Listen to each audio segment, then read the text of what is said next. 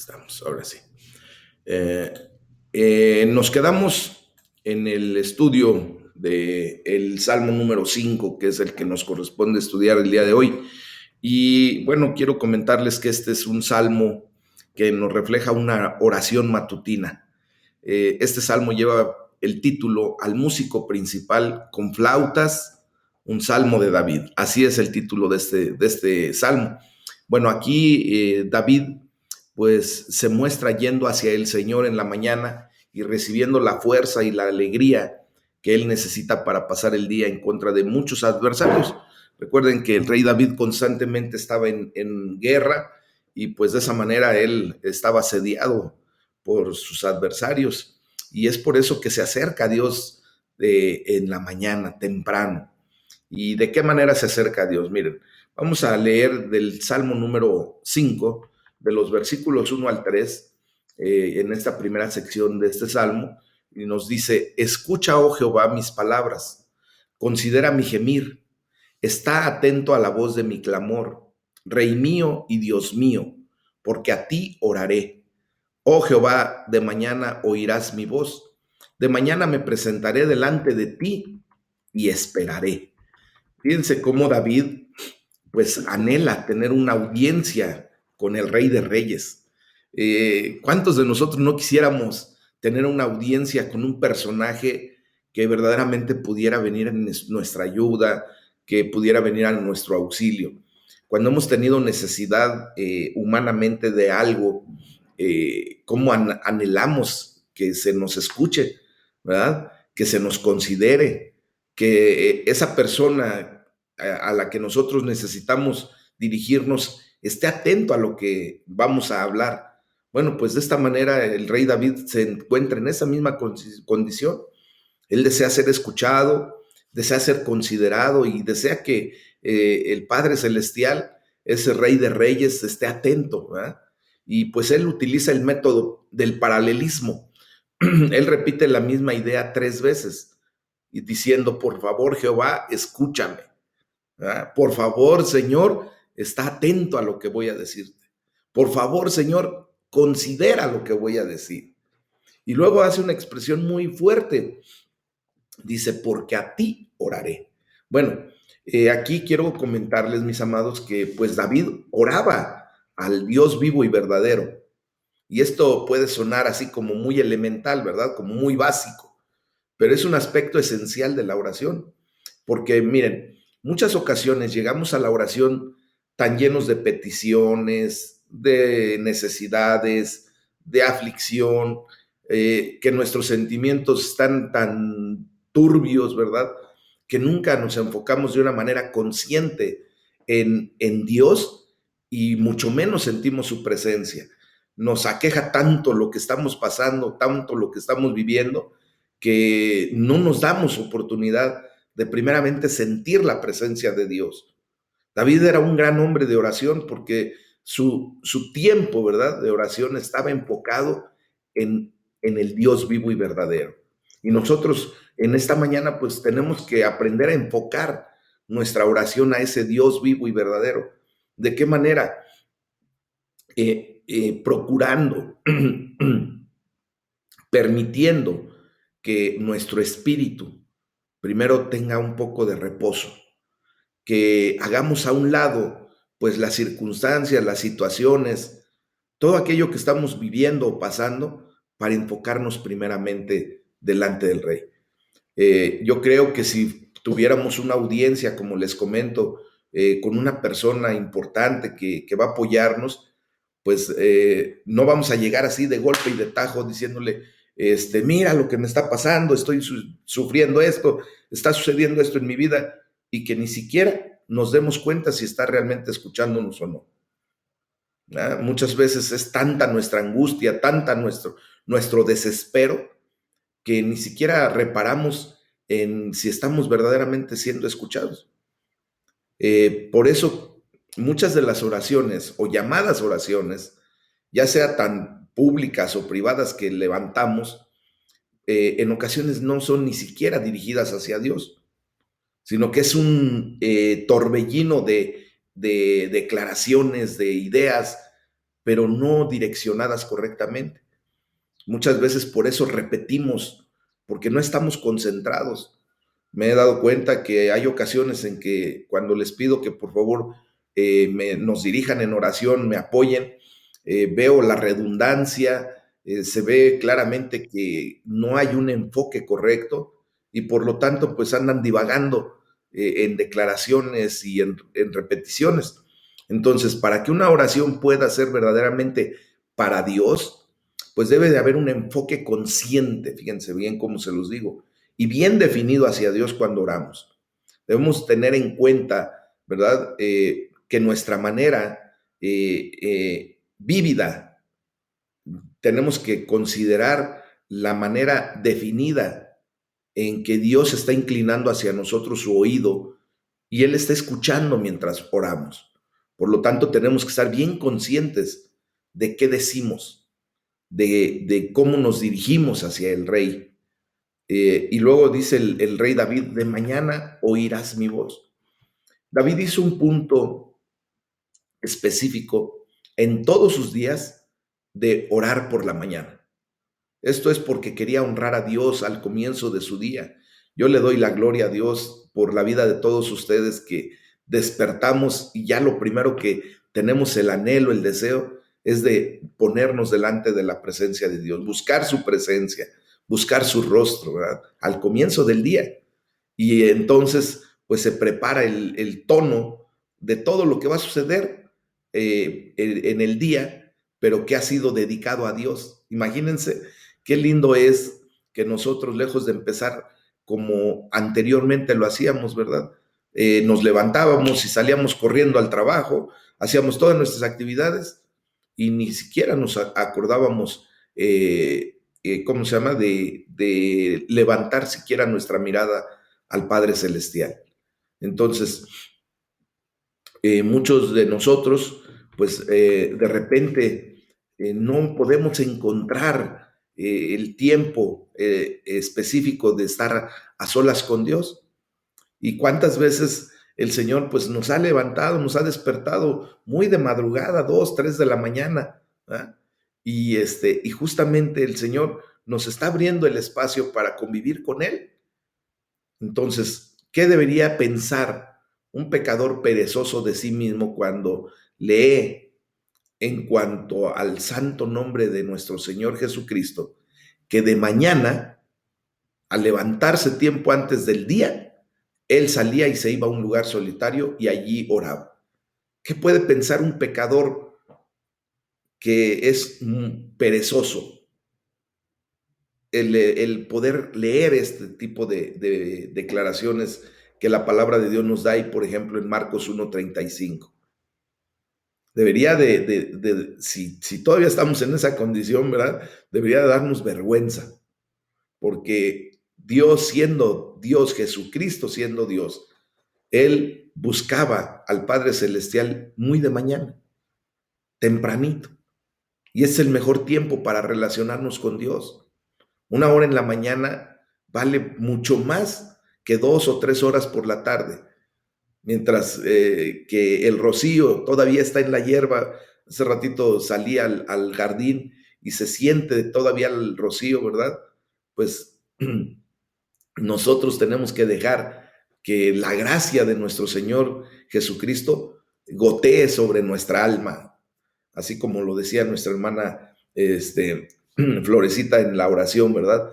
Que verdaderamente esto llegue hasta lo profundo de nuestro ser, esta enseñanza y esta relación personal que tenemos con Dios. Que nuestras oraciones tengan esa bendición de hacer como el rocío sobre la hierba, de refrescarnos, de tenernos en una condición pues correcta a lo largo del día. Y por eso el rey David dice, de mañana me presentaré delante de ti y esperaré.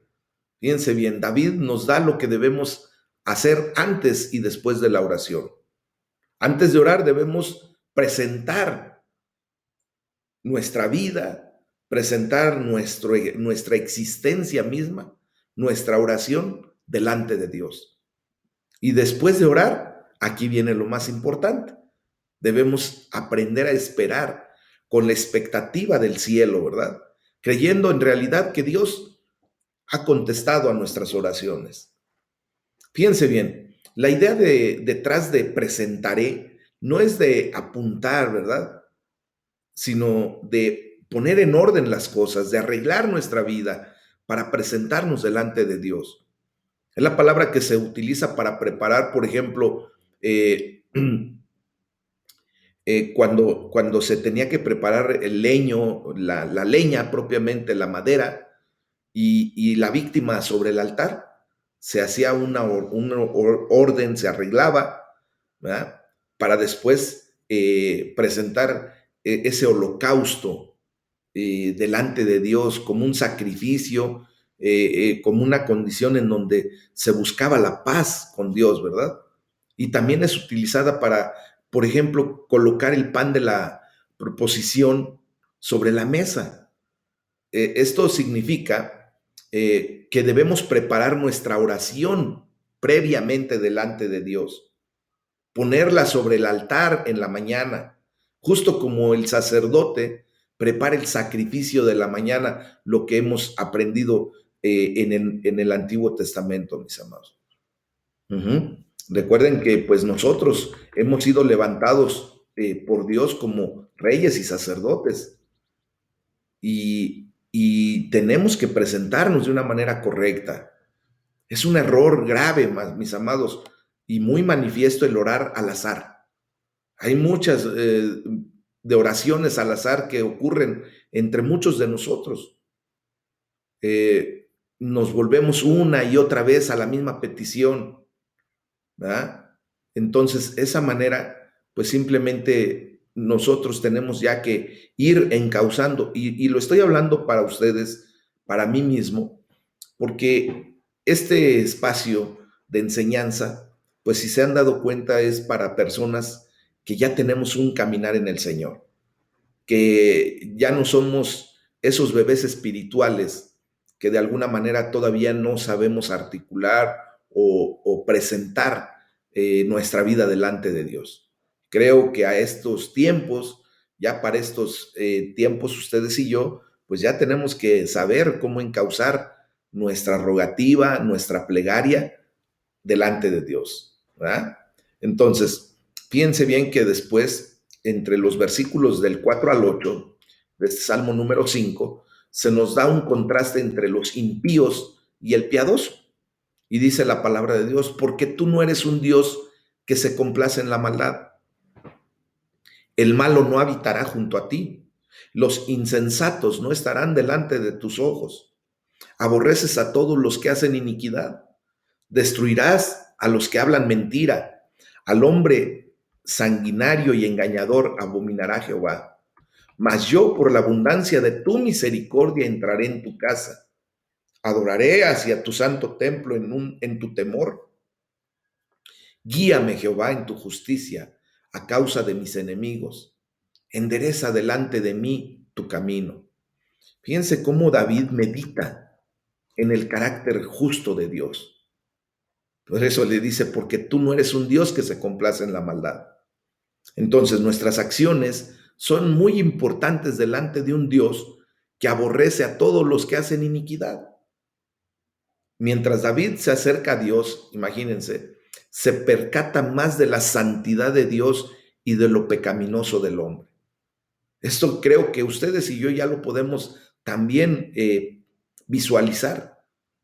Cada vez que nos acercamos a ese lugar santísimo que Dios ha abierto a través del acto redentor de nuestro Señor Jesús, cada vez que llegamos a este lugar, a ese trono de la gracia de Dios, pues nos damos cuenta más profundamente de la gran santidad de Dios, ¿verdad? Por eso se declara santo, santo, santo. Y también nos damos cuenta de nuestra gran condición pecaminosa como hombres. Y esta es una buena manera de medir qué tan bien podemos estar orando, ¿verdad? Y si es que mientras oras, que te acercas más a Dios o simplemente estás articulando palabras. Si te estás acercando a Dios, entonces te harás muy sensible al pecado, ya que es inevitable, pues el Dios al cual te estás acercando es un Dios santo, santo, santo. Y eso te tiene que hacer sensible al pecado. Si hay pecado en tu vida, lo mejor que puedes hacer en esa preparación de tu persona para presentarte delante de Dios es entrar a ese lugar santísimo, humillado, con una actitud correcta de un arrepentimiento genuino, de sentir el dolor que se causa a través de ese pecado, porque recuerden que cuando cometemos un pecado, primeramente herimos el corazón de Dios, lastimamos su corazón y también lastimamos a las personas contra las que podemos actuar equivocadamente o contra nosotros mismos. Entonces, siempre que hay pecado hay dolor y tenemos que ser sensibles a eso para llegar delante de Dios en una actitud humilde, con una actitud de voltear al Padre Celestial en un arrepentimiento genuino, haciendo teshuvá. Amén. Entonces, así es como se acercaba David delante de la presencia de Dios. Y por eso Dios le considera el corazón de David como un corazón, como el corazón de Dios, porque él sentía, estaba muy sensible a la condición del pecado. ¿Se acuerdan que justo cuando el profeta Natán se acerca al rey David y le hace una observación directa de cómo estaba su condición con respecto a Betsabé? De inmediato, mis amados hermanos, él se humilló delante de Dios, le pidió perdón y empezó a actuar de una manera diferente. ¿Ah? Y por eso estamos nosotros estudiando esto, para que en cuanto tengamos alguna situación, al acercarnos a la presencia de Dios, de inmediato, no debemos dejar pasar ni un momento más como para pedir perdón, arrepentirnos genuinamente y cambiar la dirección de ese caminar equivocado. Dice, mas yo por la abundancia de tu misericordia entraré en tu casa. Esa es la confianza que un hijo de Dios tiene por su padre o en su padre. ¿Ah? No es que él sea justo, mis amados, y los demás pecadores. El fundamento de esta declaración fue dicha con confianza por la misericordia de Dios.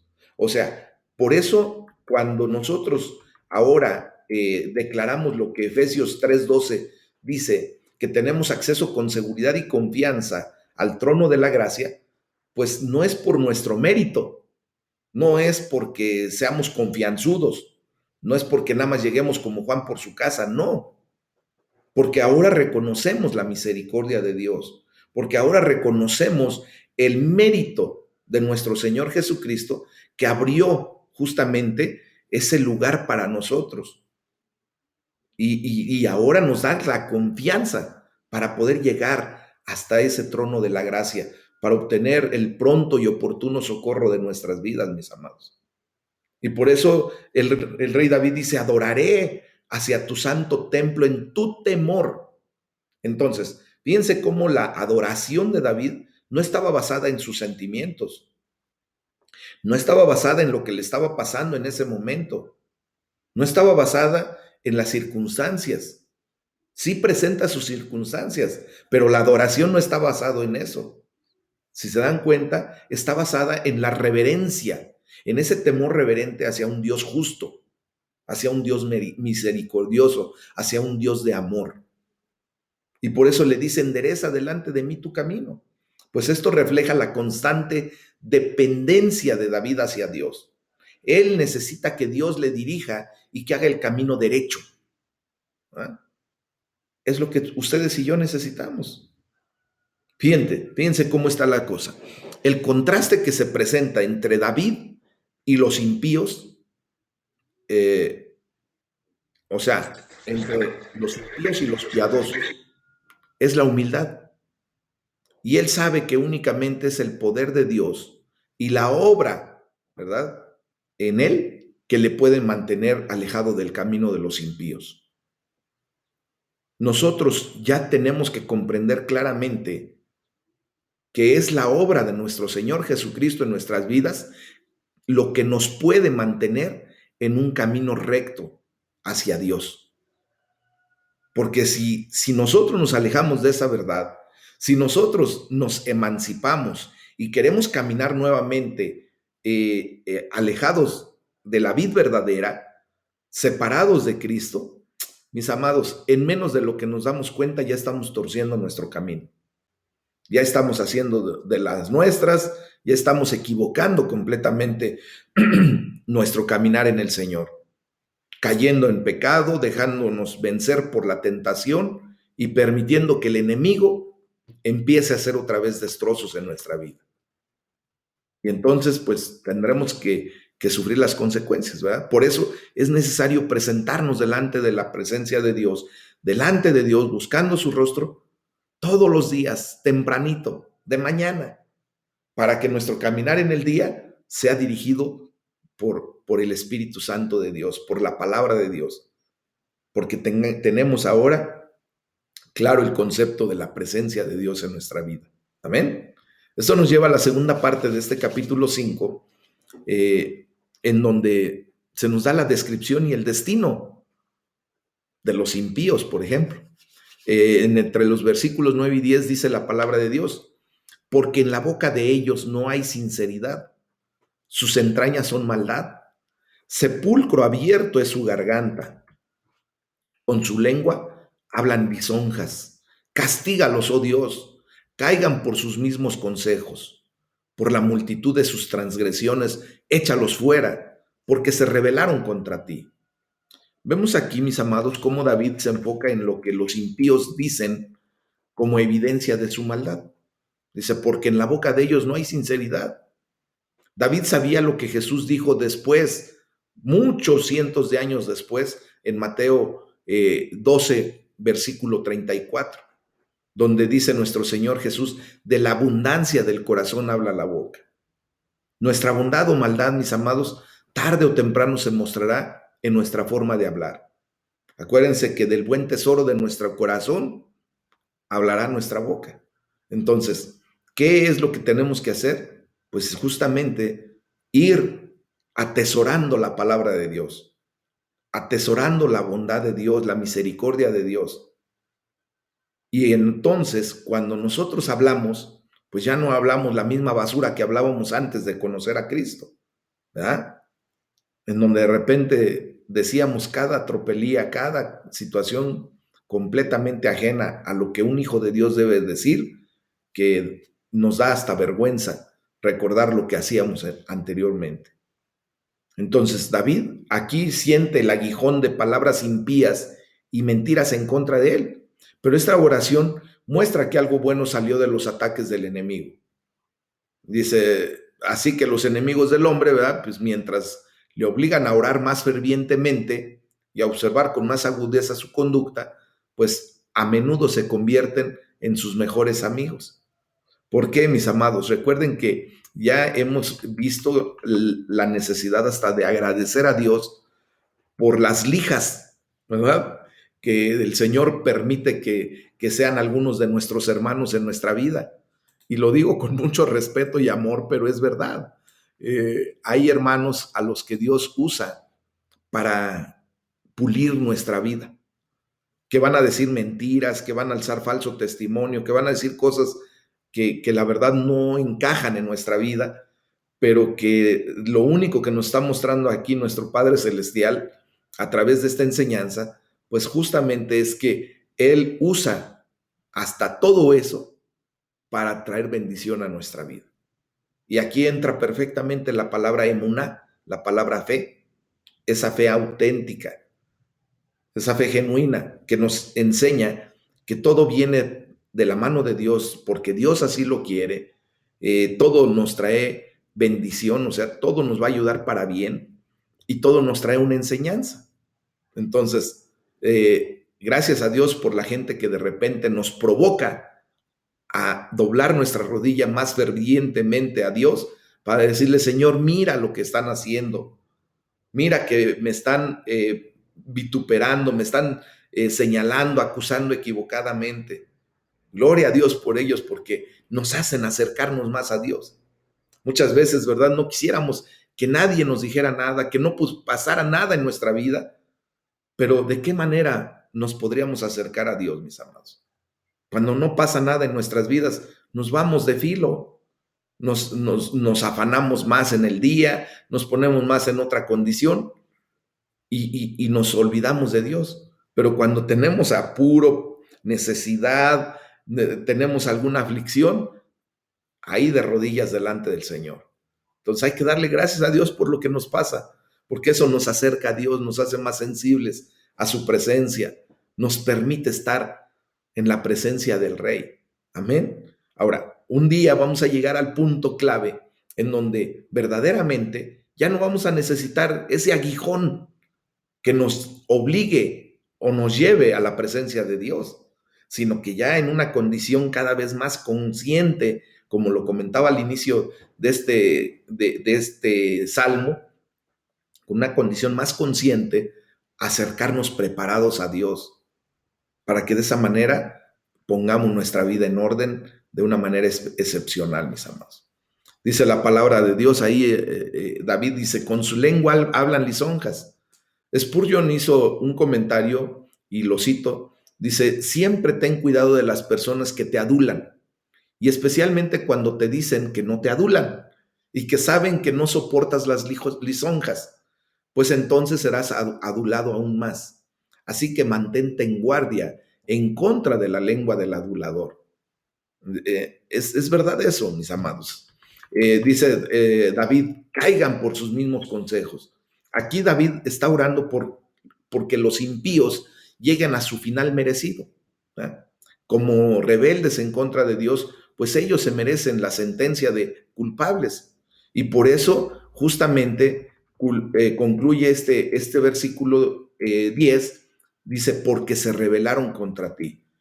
David no está pidiendo, ¿verdad?, un juicio por la condición que presenta la gente contra él, no. Está pidiendo un juicio justo por la condición que la gente presenta en contra de Dios, porque se rebelaron contra ti. Nosotros tenemos que cuidar, pues, lo que se declara en contra de nuestro Padre Celestial. Y si hay la necesidad de decirle, Señor, mira lo que está haciendo fulano, sutano, porque está haciéndolo contra ti, está vituperando tu nombre, está generando esta condición. Pero no le tenemos que llegar a decir de una manera como acusador. Acuérdense que esa posición solo le pertenece a Satanás, ¿verdad? Cuando estamos acusando por cualquier cosilla que viene para el hombre, del hombre para el hombre. Tenemos que ver lo que se dice en contra de nuestro Padre Celestial. Eso sí lo podemos señalar directamente. Amén. Bueno, del versículo 11 al 12 se nos da la descripción y el destino de los justos. Dice, pero alégrense todos los que en ti confían, den voces de júbilo para siempre, porque tú los defiendes. En ti se regocijen los que aman tu nombre, porque tú, oh Jehová, bendecirás al justo. Como un escudo lo rodearás de tu favor. Entonces, vemos aquí cómo los justos no son hechos justos por sus palabras. Dice, alégrense todos los que en ti confían. O sea, los justos somos aquellos que confiamos en el Señor y amamos su nombre. Pero su justicia, pues es evidente en sus palabras, ¿verdad?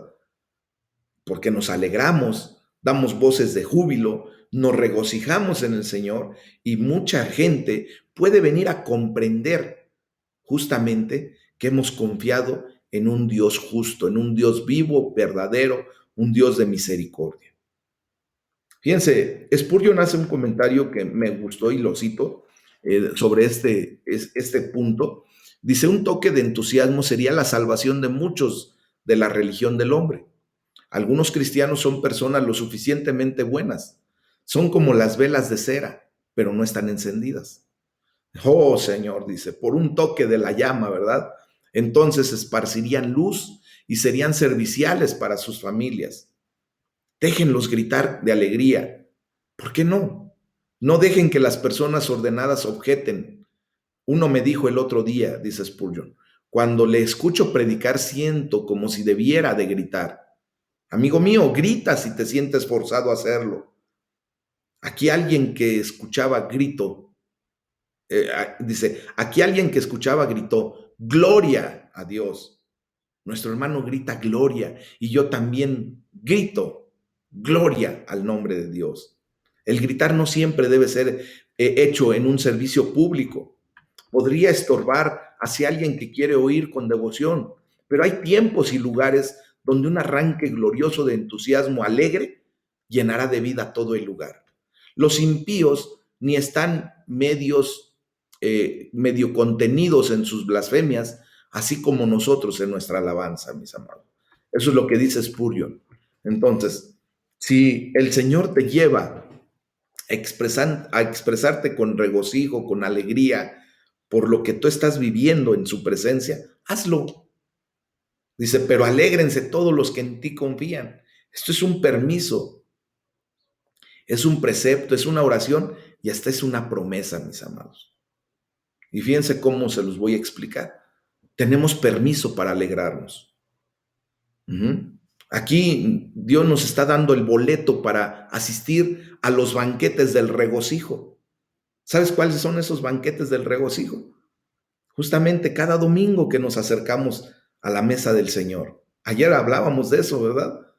Cómo el Señor preparó una mesa abundante para todos nosotros y fuimos felices. Pero también este momento de encuentro con nuestro Padre Celestial es un banquete al que el Señor ya nos volvió a dar otro boleto. Y podemos estar felices como lo deseemos. Tenemos permiso divino para gritar de alegría si fuese necesario. Ahora, tenemos también un precepto, o sea, un mandamiento para regocijarnos. Dice Spurgeon, ven los que se lamentan y estén gustosos. Ustedes, murmuradores descontentos, salgan del agujero, entren al palacio del rey, renuncien a sus estercoleros, levanten sus tronos. O sea, tenemos esa condición. Y también deberíamos estar orando por regocijo, mis amados, tanto para nosotros como para los demás, especialmente nosotros que somos siervos del Señor. Si perdemos nuestra alegría en nuestra relación personal con Dios, pues seremos simplemente unos pobres trabajadores que asistimos a un servicio, a un culto, para ofrecer nuestro servicio, pero tristes, sin alegría. Y no podemos tener un gran testimonio si no podemos soportar las pruebas severas que se nos llegan en la vida con alegría. Nosotros ya tenemos que estar siempre en una actitud alegre. Entonces, en la proporción como mantenemos nuestra alegría, seremos fuertes en el Señor y para el Señor, en el servicio a Dios. Por eso tenemos que orar por el regocijo, por la alegría que Dios nos da. Y ahora tenemos también esa promesa de regocijarnos. Dios promete alegría, regocijo a todos sus hijos, a los creyentes. Él se levanta como una luz resplandeciente para nosotros, mis amados. El Señor es el único que puede convertir nuestra noche en día. Y por eso tenemos esa gran promesa, ¿verdad? Entonces, por eso dice el salmista, el rey David, porque tú, oh Jehová, bendecirás al justo, lo rodearás de tu favor. Lo que escuchamos el día de ayer a través de la predicación. Esta es la mayor bendición de todas. La presencia de Dios, el favor de Dios, que Dios nos rodee, que nos sumerja en su presencia, rodeados de su favor. Es lo mejor que podemos tener. El saber que Dios nos mira con favor, que resplandece su rostro hacia nosotros, ¿verdad? Es lo que aprendimos el día de ayer. Que Dios nos mira con favor y placer es el mayor conocimiento en el mundo que nos debe de generar a nosotros regocijo. Esta es nuestra posición en la gracia de Dios. Estamos en la presencia de Dios, mis amados. Él ha extendido su brazo de amor a favor de nosotros. Es un escudo que nos protege. Mis amados, Él es grande y puede moverse para cubrir cualquier área y todo nuestro cuerpo. Es una armadura que se pone sobre otra armadura.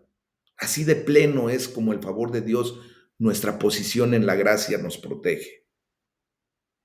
Miren, cuando Martín Lutero estaba en camino para enfrentar a un cardenal de la Iglesia Católica Romana para contestar por lo que ellos decían que eran sus enseñanzas heréticas, uno de los siervos del cardenal le tentó diciéndole: ¿dónde hallarás refugio si tu patrón, el elector de Sajonia, te abandona? Y Lutero solamente contestó: bajo el refugio del cielo. Ese es el verdadero refugio que debemos buscar.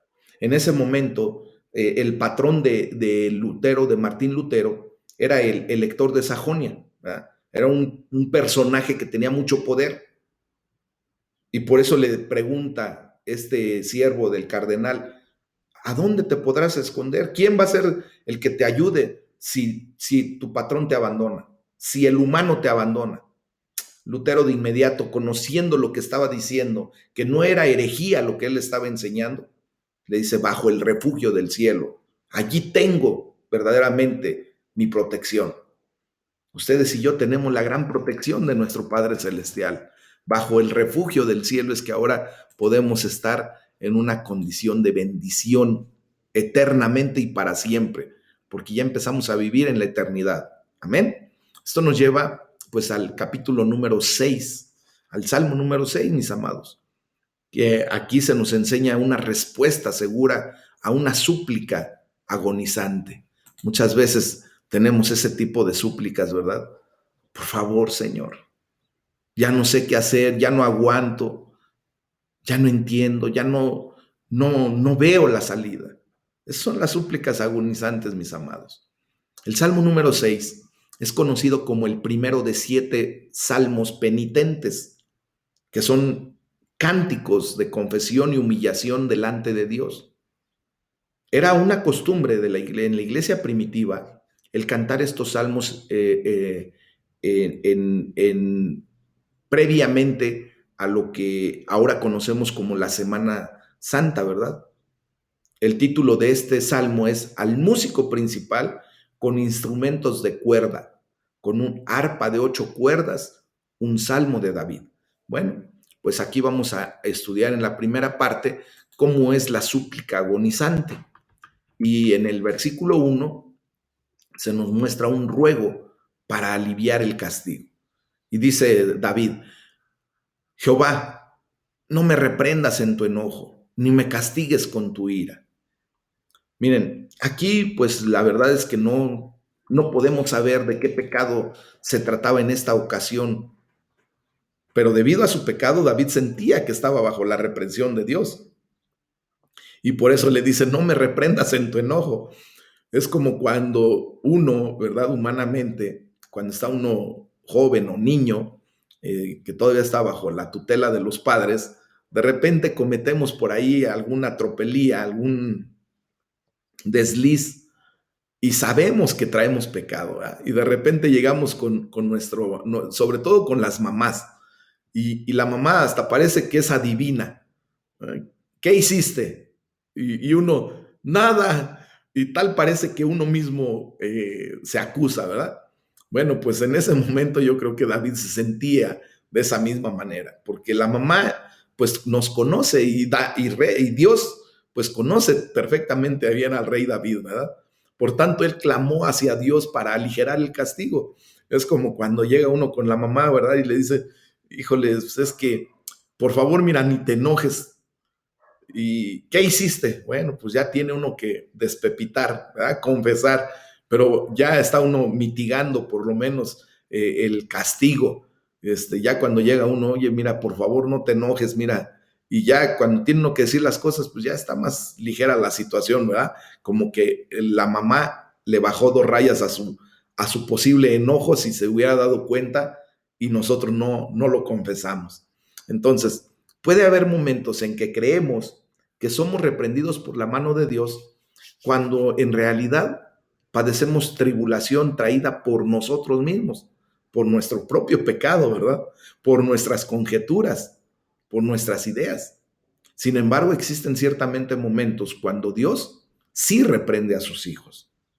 Y por eso el rey David le dice, ni me castigues, no me castigues con tu ira, ¿verdad? Sabemos que el castigo de Dios no es principalmente una señal de su ira, sino una señal o una seña de adopción.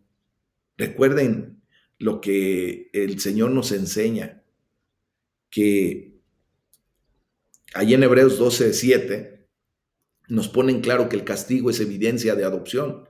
Dice, si soportas la disciplina, Dios te está tratando como a hijo, porque ¿qué hijo es aquel a quien el padre no disciplina? Entonces, cuando Dios nos corrige, pues no se siente agradable, ¿verdad? Pero es bueno y es para nuestro bien.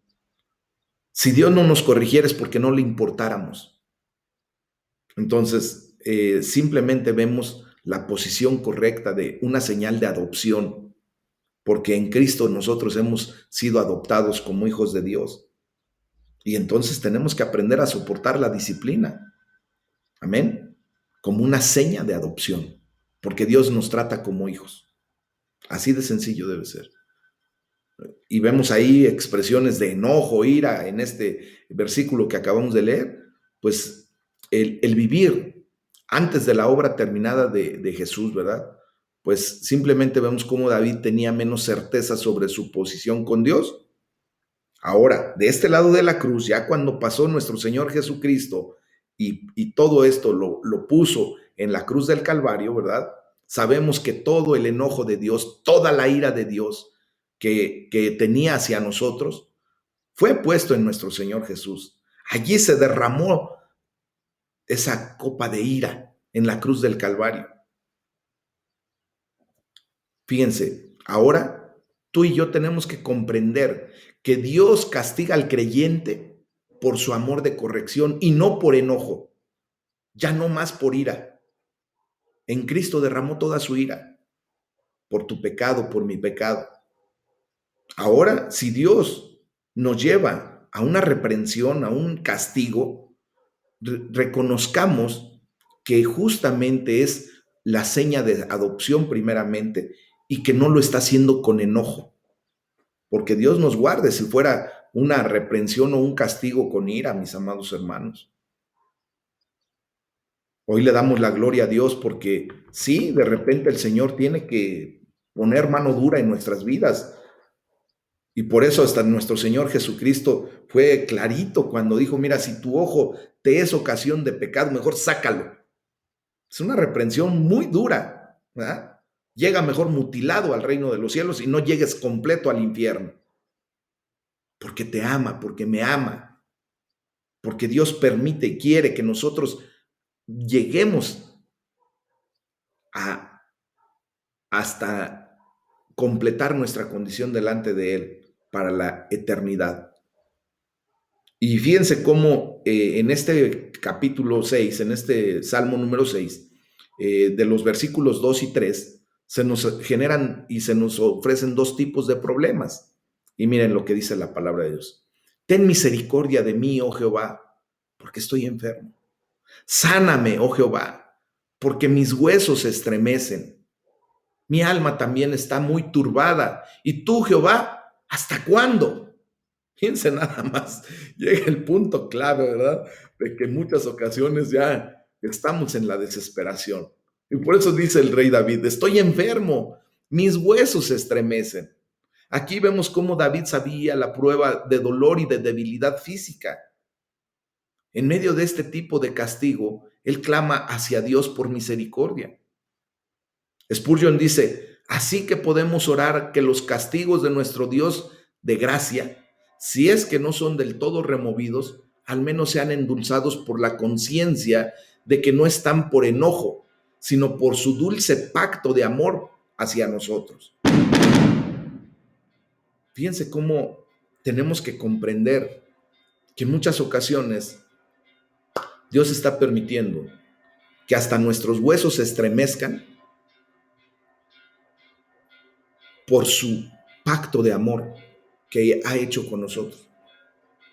Solo Dios sabe, ¿verdad?, en qué condición estamos delante de Él. Y solamente podemos clamar, pues que tenga misericordia, que a final de cuentas se ejecute su perfecta voluntad en nuestra vida, pero que por favor tenga misericordia. Y dice el rey David, mi alma también está turbada. Vemos aquí cómo David conocía la prueba de dolor y debilidad espiritual. No solo la prueba y dolor de la debilidad física, mis amados, sino ahora también de la debilidad espiritual.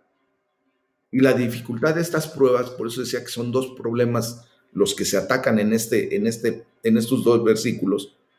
La dificultad de estas pruebas llevó a David a buscar la misericordia de Dios. Estas pruebas de cuerpo y alma fueron amplificadas por el sentido de David de la ira de Dios en contra de él. Entonces, cuando no estamos confiados en el amor de Dios y en su asistencia, aún las pruebas pequeñas se sienten insoportables. Y por eso David dice, ¿hasta cuándo? David ya sentía que estaba bajo el castigo de Dios, pero aún sentía que debía de pedirle a Dios que acortara la prueba. ¿Cuántos de nosotros queremos que el Señor acorte la prueba por la que estamos pasando? Todos, ¿verdad? Existe un lugar para una humilde resignación hacia el castigo, pero Dios quiere que añoremos un mejor lugar y que utilicemos ese anhelo como una motivación para buscarle y arreglar las cosas con el Señor. David parece muy listo bajo el resultado de su pecado, ¿verdad? Más que el mismo pecado. Idealmente, nosotros somos entristecidos en gran manera por el pecado en sí, pero hay algo que debe de decirse por la confesión y la humildad por el bien del resultado de nuestros pecados. Simplemente ponernos delante de Dios a cuentas. Cada quien sabemos nuestra realidad. Y es por eso que viene entre el versículo 4 y 5 la urgencia del ruego de David. Y dice la palabra de Dios, vuélvete, oh Jehová, libra mi alma, sálvame por tu misericordia, porque en la muerte no hay memoria de ti, en el Seol, ¿quién te alabará? Bueno, pues vemos aquí que ya en su agonía, David suplica por liberación. Vuélvete, oh Jehová, libra mi alma, le dice, pero en base a la misericordia de Dios. Obviamente él no está reclamando su propia justicia. David sabe que él no puede reclamar una justicia que no tiene. David sabía que el castigo por parte del Señor era justo, pero también sabía que Dios es rico en misericordia. El ruego, cuando hace la declaración vuélvete, pues también muestra que David se sentía distante de Dios. Esto era parte de la agonía de la prueba.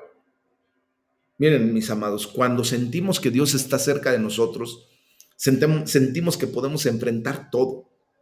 Pero cuando sentimos que Él está lejos de nosotros, entonces estamos débiles delante de hasta de las menores pruebas. Por eso siempre tenemos que estar en la presencia de Dios. Y eso lo lleva a David a decirle, sálvame por tu misericordia. Entonces aquí vemos cómo la nota de confesión de pecado no es fuerte en este salmo de penitencia, pero tampoco está ausente. El hecho de que David apela hacia la misericordia de Dios por liberación es evidencia de que él está consciente de que no lo merece, pero que también está consciente de que ha confiado en un Dios de misericordia y de amor. Vemos aquí cómo la conciencia de David está inquieta y él debe apelar a la gracia para moderar la disciplina que se merece. Fíjense cómo David comprendió lo que vino a resultar hasta que nuestro Señor Jesucristo vino a la tierra. La gracia. Ahora ustedes y yo estamos en un punto clave, mis amados hermanos. Estamos en la era de la gracia. Estamos en donde podemos echar mano de ese recurso inmediatamente. Ya lo tenemos bien claro ahora. En Cristo Jesús se ha venido a visualizar la gracia de nuestro Señor. Amén. Es lo que debe revestir nuestra vida constantemente. Y por eso estemos en la presencia de Dios pidiendo que la gracia de nuestro Señor Jesucristo llene nuestra vida. Dice, en la muerte no hay memoria de ti.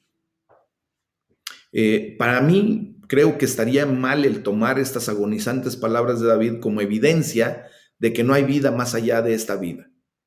El Antiguo Testamento tiene un entendimiento sombrío del mundo después de la muerte, ¿verdad?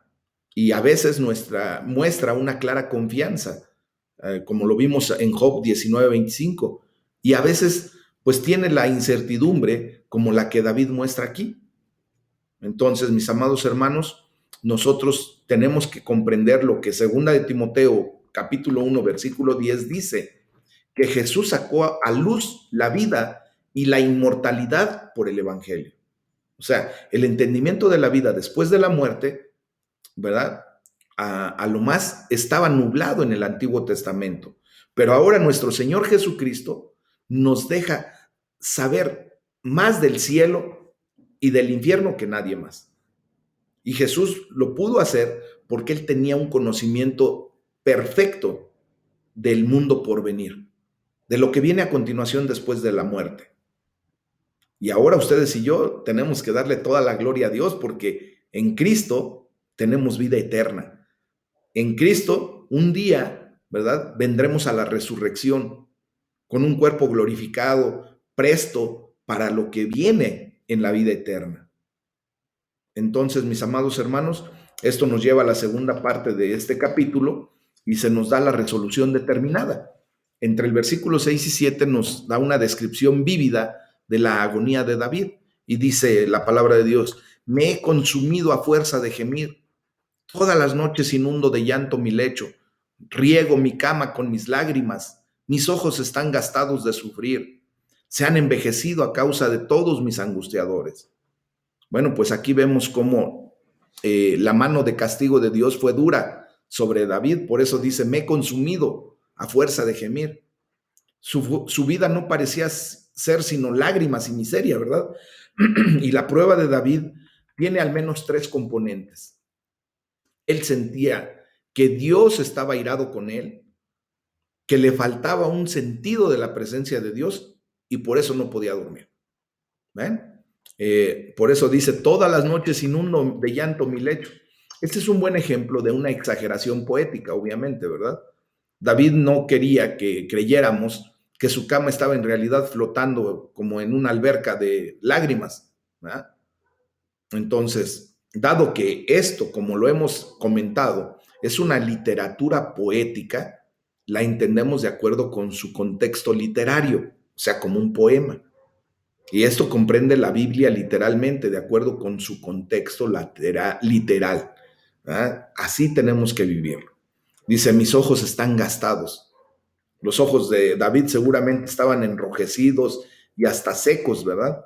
Ya cuando llora uno mucho, ya cuando prácticamente no tenemos lágrimas, pues también hasta falta de sueño provoca. Entonces, dice, a causa de todos mis angustiadores, David es humillado tanto que sus enemigos ya no le buscan para obtener la victoria. Y por eso parece estar deprimido y hasta desanimado. Y entre el versículo 8 al 10, pues viene la declaración confiada de David. Y dice, apártense de mí todos los hacedores de iniquidad, porque Jehová ha oído la voz de mi lloro. Jehová ha oído mi ruego. Ha recibido Jehová mi oración. Se avergonzarán y se turbarán mucho todos mis enemigos, y se volverán y serán avergonzados de repente. Bueno, mis amados, aquí vemos cómo podría ser que el pecado que llevó a David hacia ese castigo estaba asociado con los inicuos. Y aquí vemos a David actuar conscientemente con su cambio de corazón, diciéndole a todos los inicuos que se aparten. Y de esta manera, pues ya dejar en orden todo esto, ¿verdad? Dice, Jehová ha oído la voz de mi lloro. Aquí vemos cómo David termina el salmo con una nota de seguridad. Y eso es lo que tiene que venir a nuestra vida después de presentarnos delante de Dios. Tener la seguridad y la confianza de que el clamor agonizante que podamos poner delante de Dios Dios lo escucha. Esa es la seguridad que tenemos que tener, que todas nuestras oraciones Dios las escucha y Dios las responde. Amén. Entonces, dice, se avergonzarán y se turbarán mucho todos mis enemigos. Bueno, pues aquí vemos cómo David sabe que cuando Dios recibe su oración, esto será un gran problema para el enemigo. Yo quiero decirte el día de hoy que cuando tú te levantas en una actitud correcta, preparas tu oración, haces lo que hemos estado estudiando este día en particular, quiero decirte que Dios recibe tu oración, la escucha, y esto es un gran problema para Satanás y sus huestes, porque Dios va a poner las cosas en su perfecto orden. Vemos cómo David ahora ve que su agonía temporal, aquí está la clave, toda tu agonía, todo tu dolor, toda tu condición es temporal. Y esos problemas temporales que estaba viviendo en ese momento David, pues ahora abren paso a una agonía y problemas permanentes, pero no para David, sino para sus enemigos. Hoy te quiero decir que tenemos que aprender a ve tu condición, tu agonía temporal, tu dolor físico, tu angustia, tu necesidad, lo que estás pasando, esos problemas simplemente están abriendo paso a la agonía y a los problemas permanentes para Satanás y sus huestes. Amén. Aquí viene la libertad en Cristo Jesús, mis amados hermanos. Démosle la gloria a Dios y oremos para que nuestro Padre Celestial deje esta palabra bien cimentada en nuestro corazón y que de aquí en adelante actuemos en consecuencia con respecto a lo que hemos estudiado el día de hoy, mis amados. Es el tema del día de hoy. Vamos a orar, vamos a darle la gloria